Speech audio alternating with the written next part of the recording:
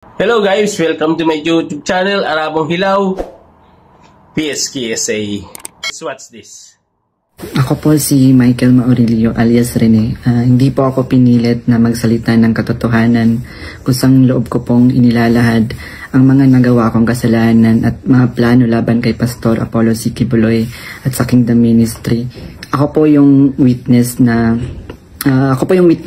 kinuwang witness ni Senrisa Ontiveros na nakatakip yung muka. Pero ngayon, hindi na sapagkat nagsasabi na ako ng totoo. Binayaran po ako ni Senrisa Ontiveros para mag-testify laban kay PRRD, VP Sara at kay Pastor Apollo C. Quiboloy. Lahat ng sinabi ko at makasama ko doon na nag-witness sa Senado ay ginawa lamang ni Senrisa upang papagsakin si Pastor at ang buong kingdom at kunin ang kanilang mga ari-arian. Ngayon po ay hinahanap at tinatakot ako ni Senrisa. Ako po ay dating full-time worker ng Kingdom of Jesus Christ na pinamumunuan ni Pastor Apollo Quiboloy. Na-convert ako noong 2015 at naging full-time noong 2019 kung saan na-assign po ako sa Glory Mountain sa Davao City. Lumabas po ako ng 2021, ngunit nagpaalam po ako ng maayos at pinayagan naman ako ng Kingdom dahil may balak po akong bumalik pagkatapos ng ilang taon. Noong January 2024, nag-vlog po ako kasama ang isang ex-full-time na si Lawrence Capuno dahil nagsimula na noon yung unang pagdinig na sa Senado sa pangunguna ni Senrisa Ontiveros tungkol sa mga aligasyon ng sexual abuse at human trafficking na isinampalaban kay Pastor Apollo Quiboloy. Sa vlog na yun, pinasinungalingan namin yung mga claim ni Blenda Portugal alias Amanda at nung iba pa na pawang kasinungalingan lahat. Noong February 2024, kinontak ako ng isang ex-full-time na si Shishir Bandari at inalok na maging witness sa Senate investigation ni Senador Risa kapalit ng financial assistance. Pumayag ako dahil sa panahon din yun, nangangailangan din ako ng pera. Binigyan ako ni Shishir ng email ng opisina ni Senrisa upang magpadala ng formal na email kahit anong aking sabihin daw. Sabi niya kapag nakipag-usap ako sa kanila, sabihin ko lamang na taga-kingdom ako at lumabas na sa ministry at idagdag ko daw na sinasaktan ako ni Pastor. So sa aking email, sinabi ko doon na galing ako sa kingdom at lumabas noong 2021. Ilang araw pagkatapos noon, kinontak ako ng isang staff ni Senrisa na si Fiona upang makipag-meet sa akin through video call. Sa pag-meeting namin kay Attorney J. Becama, Chief of Staff ni Sen. Ontiveros, pinagawa ako ng affidavit tungkol sa mga gawain ko sa loob ng kingdom, mga transaction at operation na kinasangkutan ko. Ang sinulat ko doon ay pawang mga personal kong experience lamang at wala akong binanggit na pananakit, sexual abuse o human trafficking sa aking salaysay. Matapos kong ibigay yung affidavit, muli kaming nag-meet ni Attorney Becama. Pagkaraan ng 2 araw, binigyan niya ako ng revised affidavit na naglalaman na ng mga karagdagang aligasyon ng pananakit ni Pastor na hindi ko naman naranasan o nakita. Kasama rin dito yung maling pahayag na ako daw ay nasa sa SMNA News kahit hindi totoo dahil ako ay nasa Glory Mountain mula 2019 hanggang 2021. Nandun din yung aligasyon na sa di umano ay nasaksihan ko tungkol sa mga baril na sangkot sina Sara Duterte at dating Pangulong Rodrigo Duterte na hindi naman totoo dahil wala naman akong nasaksihan na ganong pangyayari. Pinilit din akong idagdag yung pangalan ni Senador Bongo at Senador Bato de la Rosa sa affidavit kapalit ng mas malaking halaga ng pera. Pero hindi ko na sila isinama kasi baka umattend sila sa hearing at magtanong at makorner ako. Yung pag-appear ko sa Senate ay may reward na 500,000 na ibinigay nila sa akin at dagdag na 500,000 nang isinama ko si Sara Duterte at si dating Pangulong Duterte. So 1 million po lahat ng binigay sa akin. Isang linggo before ang Senate hearing noong February 19, 2024, pinatira ako sa isang condo kung saan ako ay biniriefing at tinuruan tungkol sa mga dapat na isasagot ko sa tanong ni Senador Risa. So sa araw ng hearing, umiyak ako dahil sa konsensya habang binabasa ko yung script na alam ko naman na hindi totoo at hindi ginawa ni Pastoro ng Kingdom. Pagkatapos ng hearing, tinago ako ni Sen Risa sa kanyang condo sa Manila at inutusan na maghanap pa ng ibang pwedeng maging witness kapalit ng pera dahil may mga susunod pang hearing. Sa buong taon ng 2024, nanirahan ako sa condo ni Sen Risa at nung January 2025, lumipat ako pansamantala sa isang safe house kung saan nakasama ko doon sina Mutabato at iba pang mga biktima ng extrajudicial killings. So, sa bawat research o information na aking naibibigay sa Senado, nakakatanggap ako ng rewards na 12,000 na ibinibigay ni Sen Risa sa pamamagitan ng kanyang staff na si Sir Ryan. So, sa kabilang sa mga na-research ko, nagawa kong research, yung inimbentong Angel of Death daw ng Kingdom na inimbento ni alias Jackson, si Edward Masayon. Kabilang doon yung na-research ko yung mga member at yung mga general na nag-courtesy call kay Pastor.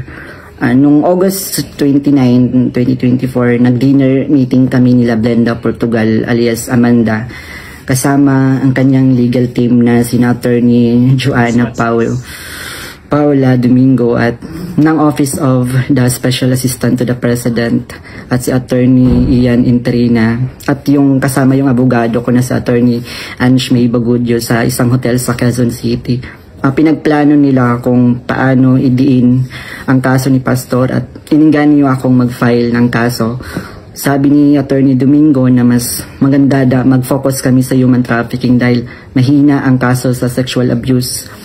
Sabi pa ni Attorney Domingo na matalik siya na kaibigan ni Attorney Pearl Angelica Canada na dating abogado ng Kingdom at dating namuno sa Jose Maria College. Ayon sabi ni Attorney Domingo, sabi sa kanya ni Pearl na umalis na sila sa Kingdom at alagaan mo daw si Amanda at siya na ang humawak ng kaso laban kay Pastor. Kasamang kanyang kapatid na si Attorney Lady Jade Canada at si Shishir Bandari sa US na nabanggit ko na kumontak sa akin upang siraan si Pastor. Dagdag pa ni Attorney Domingo na gumagamit sila ng private jet mula kay SAP Secretary Antonio Lagdameo papuntang Davao para sa kaso ni alias Amanda dahil sabi ni Attorney Domingo ito ay para sa seguridad nila sapagkat may natatanggap daw silang security threat. Nung mga panahong iyon, nagkaroon din kami ng pag-uusap ni alias Amanda, si Blenda Portugal, kung saan tinanong ko siya tungkol sa kalagayan ng kanyang kaso sa sexual abuse at human trafficking. Sinabi niya sa akin na mahina daw talaga yung kaso sa sexual abuse sa Pasig at gusto na niyang sumuko, kaya lang may mga nagsusulsul daw sa kanya na ituloy pa rin yung kaso. Nakiusap niya lang siya sa akin na tulungan ko siya maging witness sa kanyang kaso sa human trafficking at nanghingi pa siya ng ebidensya kung meron daw akong naipon or naitago ng mga patunay sa sexual abuse. So, ipiniliwanag ko sa kanya na wala akong ebidensya dahil hindi ako kasama sa mga pangyayaring iyon dahil nagsimula lamang ako bilang full-time noong 2019 at hindi rin ako biktima ni Pastor kaya wala akong maibibigay na ebidensya.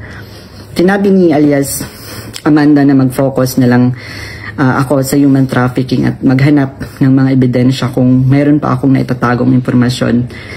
Sinabi ko sa kanya na maghahanap ako ngunit wala talaga akong ebidensya dahil hindi naman talaga totoo ang mga aligasyon. Sabi ni Attorney Domingo na hinahanapan daw nila ng butas upang makasuhan at madisbar si Attorney Israel Torion upang mawala na daw ito dahil sabi niya magaling daw ito. So sa panahon ng KOG Sage sa Davao City noong August 24 hanggang September 8, 2024, everyday kaming nagmi-meeting kasama yung mga staff ni Sen Risa, yung PNP CIDG, nandun yung US Embassy, yung NBI, ang Department of Justice at yung mga tumiwalag sa Kingdom mula sa Amerika na sina Ann Lagarder at Arlene Stone. pinag-uusapan ang plano kung paano ma-extradite or ma-extraordinary rendition si Pastor sa US at paano pabagsakin ng kingdom. Ang pangunahing pinag-uusapan mga meeting ay ang plano sakaling mahuli si Pastor ay ang plano ay agad siyang extradite sa US at bawiin ang kaso na isinampa ni alias Amanda upang mapabilis ang extradition ni Pastor kapag siya ay nahuli. Subalit, hindi ito natuloy dahil sa pag-aalala sa US na maaaring manalo si Donald Trump sa panahong iyon na nagdulot ng paghina ng kanilang connection sa gobyerno ng US. So dahil dito, nang mahuli si Pastor, wala na silang pagkakataon na ma-extradite siya. Kaya naman nagutos si Sen. Risa Ontiveros sa amin na labanan ang kaso dito sa Pilipinas laban kay Pastor at sa lahat ng mga administrator ng kingdom upang tuluyang pabagsakin ng kingdom. So, tinatanong kami ng paulit-ulit kung may alam kami tungkol sa isang bunker daw nung panahon ng KOG Siege dahil kapag nahanap daw nila si Pastor, babahan ng pera at may bahagi kami doon. Ang bunker ang pangunahing hinahanap kaya't pinuntahan nila ang lahat ng mga posibleng lugar. Ngunit sa katotohanan, wala talagang bunker sa kingdom, lalo na sa central headquarters. Ang mga updates tungkol sa mga ito ay galing sa kasalukuyang PNP Chief General Nicolas Torre na siyang nangunguna sa bawat meeting namin at nagtatanong tungkol sa lokasyon ng bunker. Kasama ko rin sa mga meeting na yon sina Edward Masayon alias Jackson na pumasok sa Kingdom Compound na nagkunwaring pulis dahil siya daw ang nakakaalam kung saan ang bunker. Kasagsagan ng Sage nag-message sa akin si Fiona, staff ni Risa, na sa pamamagitan ng WhatsApp na sinabi niya na dapat ko daw tanggalin sa kaso ko si June Andrade dahil isa daw siya sa amin na nagbibigay siya ng mahalagang impormasyon. So ipinaalam ko sa kanya na ipapasa ko muna ito sa aking abogado. Pero ngunit isang linggo pagkatapos nun, tinanong ulit ako kung may contact ako sa kingdom dahil hindi na raw mahanap si June Andrade. Hanggang ngayon, hindi na siya natanggal sa kasong pinafile sa akin. Noong November 5, 2024, nagkaroon kami ng meeting kasama sina Undersecretary Nicolas T. ng Department of Justice at 4 pang prosecutors. Ang naalala ko doon si Prosecutor Olivia Torrevillas, si alias Amanda, kanyang mga abogados, Attorney Domingo at si Attorney Ian, 3 representative from NBI, 2 lawyer at 1 agent. Ang sabi ni Yusek sa amin, bawat isa sa amin na nag-witness sa Senate investigation na ginawa ni Risa ay may naka-assign na mga administrator ng kingdom na kakasuhan namin. Meron reward na 1 million pesos kung magfa-file kami ng kaso laban sa kanila upang tuluyan na daw masira at mawala ang kingdom at makuha na nila yung mga ari-arian ni Pastor at ng kingdom. So sa akin, naka-assign yung 2 administrator na sina Eleanor Cardona at si Marlon Rosepe. Pati na rin yung 2 key person ng SMNI na si Cristina San Pedro at si Hannah Jane Sancho. May 2 minister, si Carlo Catiil at si Rico Mandin, at coordinators na sina Grace Mandin at si Corazon Dupalag. At yung kay alias Jackson naman, yung naka-assign sa kanya yung mga lalaking administrator, katulad nila Marlon Nacobo, nasali si Sister Elizabeth Carion. And kay alias Jerome naman, naka-assign sa kanya yung mga administrator ng mga babae na sina Neneng Lizada at si Teresita Dandan. So sa iba't ibang araw na mga meeting namin, kasama ko yung mga dating full-time worker ng kingdom na lumabas dahil sa mga nagawang kasalanan sa loob ng ministry. Doon sina Arlene Stone at Ann Lagerder na parehong sumasali through Zoom mula sa US na tinutulungan sila ng FBI. Si Regina Arevalo naman na siyang scriptwriter ng karamihan ng mga binabasa namin sa Senate hearing.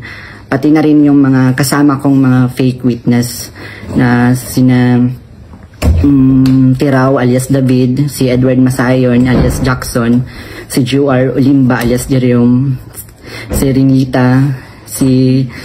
Renita Hernandez, si Glenda Portugal alias Amanda, at kasama yung Chief of Staff ng office ni Sen. Risa na si Attorney J. Becama at yung staff na si Fiona at si Faye. So hanggang sa ngayon, paggawa ko ng affidavit, patuloy ang surveillance at mga planong raid sa mga ari-arian ng kingdom, kabilang ang mga Kingdom Light Congregation sa iba't ibang bahagi ng Pilipinas, yung SMNI building sa Makati, yung KOG Central Headquarters sa Davao. Bukod dito, tinatarget din yung mga anak ng mga full-time workers bilang mga biktima daw ng human trafficking at child abuse. Ngayon po ay lumalabas ako upang ilahad ang katotohanan na ang lahat ng ito ay gawa-gawang kaso at plano lamang pabagsakin si Pastor at ang buong Kingdom Ministry at kunin ang kanilang mga ari-arian. Hindi ko na masikmura yung mga ipinapagawa ni Sen. Risa na kasinungalingan at ang pamimilit niya na magsampa ako ng kaso kapalit ng pera. Wala pong ginawang mali si Pastor sa akin. Puro kabutihan ang aking naranasan habang nasa loob pa ng kingdom. Lahat ng ito sinabi ko ay upang ipagtanggol ang katotohanan kahit nakakatakot dahil sa mga malalaking tao yung sangkot. Pero ito na yung panahon upang tumindig para sa katotohanan at humihingi ako ng tawad sa Kingdom family, lalo na kay Pastor Apollo Kibuloy sa mga nagawa kong mali at kasinungalingan. Okay guys, yun lang ang video natin for today. Don't forget to follow, like, share, subscribe to my YouTube channel. At marami pong salamat sa inyong lahat. God bless everyone. I love you all. Bye-bye.